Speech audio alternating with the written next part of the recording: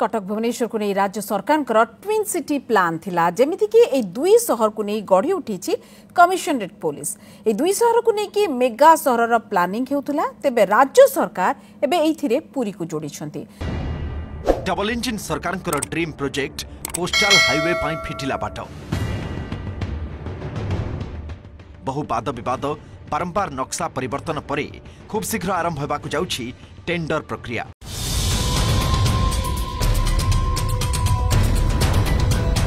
Incentives to boost affordable housing and granting industry status to real estate are among key demands of the realty sector ahead of the Union Budget 2025.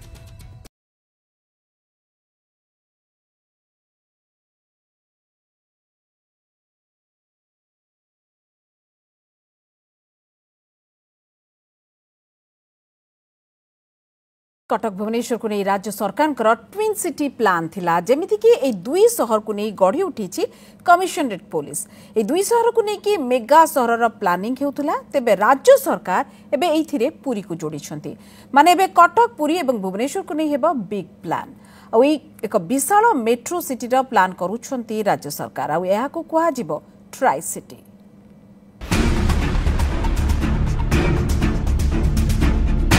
Cuttack Puri Bhubaneswar plan tri city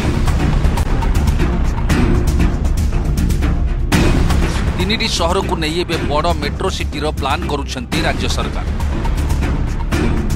तीन शहर को एकाठी करी तैयारी हेबो विकासर big plan.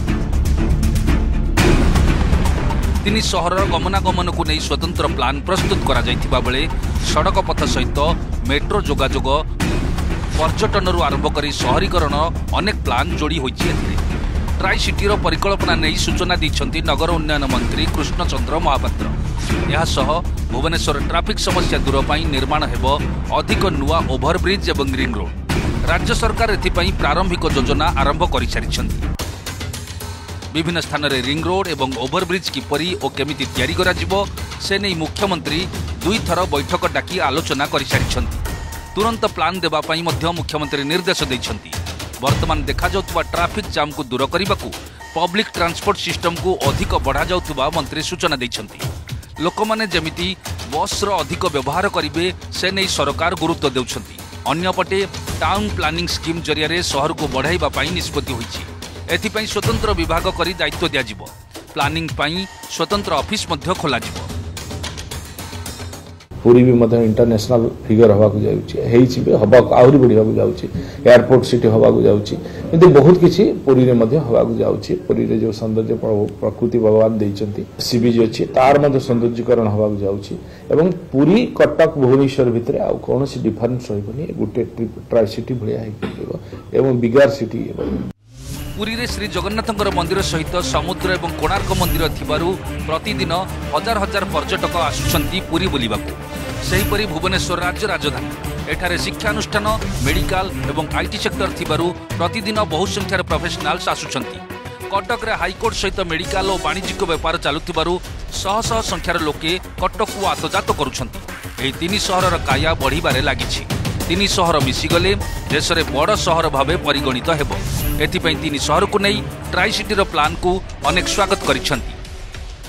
Bhubaneswar बर्तमान metro आसापी योजना हो जोटा कि बर्तमान चली कम जोटा कहूँ 2026 सुधा मेट्रो रन कर भुवनेश्वर।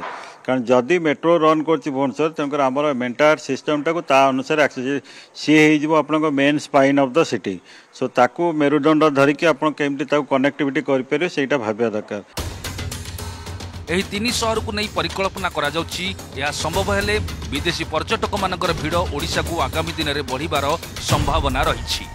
भुवनेश्वर कैमरा पर्सन प्रसन्न सहित सरोज मल्लिक एवं शिला पट्टनायक रिपोर्ट न्यूज 7।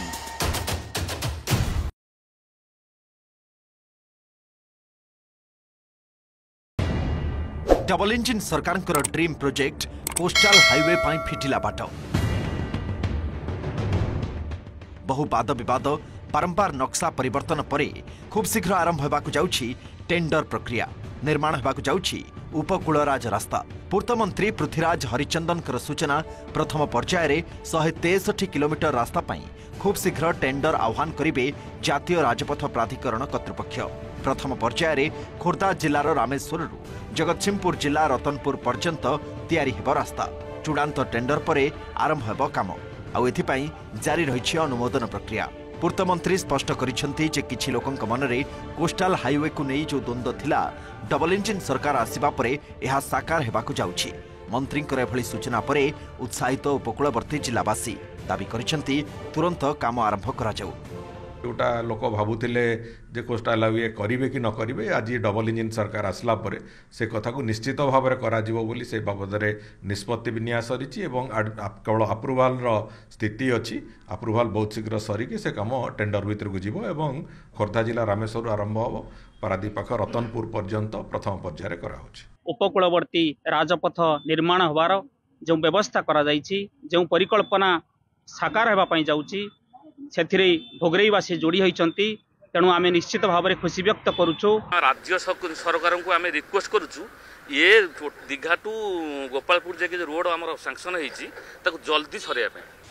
राज्यर उपकूलवर्ती अंचल गमनागमन पर्यटन शिल्पर विकास को लक्ष्य रखी भारतमाला परियोजना रे गंजामरू पश्चिमबंग दीघा पर्यंत प्राय 440 किलोमीटर रास्ता तैयारी लगी उपकूल राजपथर परिकल्पना करिसेंति केंद्र सरकार। प्रस्तावित प्रकल्प अनुसार गंजामरू पुरी जगतसिंहपुर केन्द्रापड़ा भद्रक बालेश्वर 6टी जिला दे पश्चिमबंग मेदिनीपुर अतिक्रम करिब ए रास्ता किंतु विभिन्न कारण पई मुंड टेकुछि विवाद। जगतसिंहपुर जिले में समुद्र ठारू प्राय 25 किलोमीटर दूर रे राजपथ जाउथिबारु उपजिथिला बड़ आंदोलन फल टेंडर बातिल सहित बदला जाइथिला नक्शा 3। एबे नुआ नक्शा सह बड़ पोखरियारू पुरी पुरीरू बांगुरी गाँव भाया अस्तरंग दे एरसमा एवं एरसमारू मशाकणी जाए रास्ता काम मोट 7038 कोटीर टेंडर होइछि। अपरपक्षे प्रकल्प द्वारा प्रतिकूल परिवेश आशंका करी विभिन्न स्थान में जारी रही जनशुणाणी। महाकालपड़ारे जनशुणाणी रे प्रभावित होबाकुवा बासिंदा और चाषी आपत्ति पत्र ग्रहण करिछि प्रशासन। जदि आपण माने नियंती ए भली प्रकल्प निउचंती आम महाकालपड़ा ब्लॉक मझी अंशरे ताले आपण एमानक पई समस्त प्रकार सुविधा सुजोग करांतु नरे याकू हटै नै करी समुद्र तटवर्ती अंचल नियंतु जहाँ पे धनजीवन सुरक्षा सहित आम माने ग्रामवासी मध्य जतक ग्राम जाउची आमे सुरक्षित रहिबु। परिवेश रिलेटेड जहाँ जहाँ आइटम ये अच्छी प्रोसीजर सी ताकू मेंटेन करेंगे और जहाँ दाबी उपस्थापन कले मतामत रखिले से विषय में आम निश्चित भाव रेकर्डिंग करी परवर्ती कार्यानुष्ठान आम ग्रहण करूँ। सेपटे सड़क सुरक्षा कर्मी कहवा कथा तुरंत प्रकल्प काम सारिबा को हेले उपकूलवर्ती जिलार लोकंकर परामर्श नहीं सरकार काम करिबा दरकार।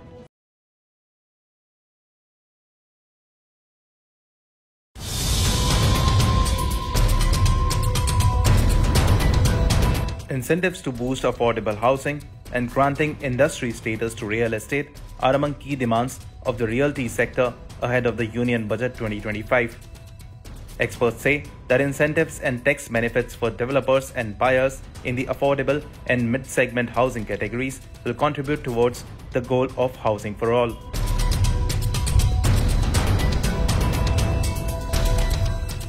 Ashish Purvankara, the managing director at real estate firm Purvankara Limited, said that the definition of affordable housing should be revised to better align with market realities and include a broader segment of home buyers. Affordable housing, by definition, includes homes that are priced under 45 lakh rupees. The real estate sector wants the government to consider revising the affordable housing price cap from 45 lakh rupees to 60 lakh rupees, which they say has remained unchanged for a decade. Once a promising sector, affordable housing has struggled post-pandemic, with demand and supply shrinking significantly. Amid declining real estate activity in the second half of 2024, the sector anticipates government measures to revive overall consumption.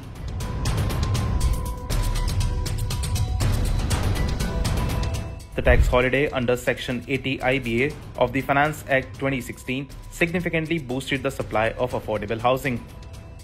As Anuj Puri, the chairman of Property Consulting Enarok Group, highlighted, reintroducing this benefit could have a transformative impact.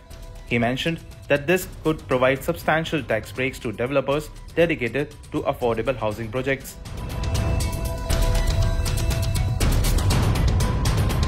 The real estate sector has also urged the government to increase the income tax deduction limit on interest payments under Section 80C from 2 lakh rupees right now to 5 lakh rupees, and to reduce home loan interest rates in order to make home ownership more accessible.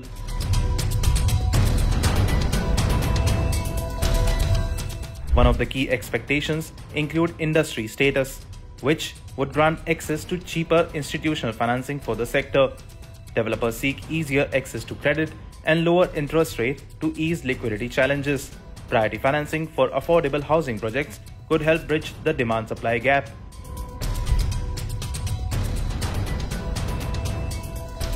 The sector also hopes for a reduction in goods and service tax or GST on raw materials such as cement and steel, helping lower the construction costs. Reducing GST on under construction properties would make home more affordable and boost sales.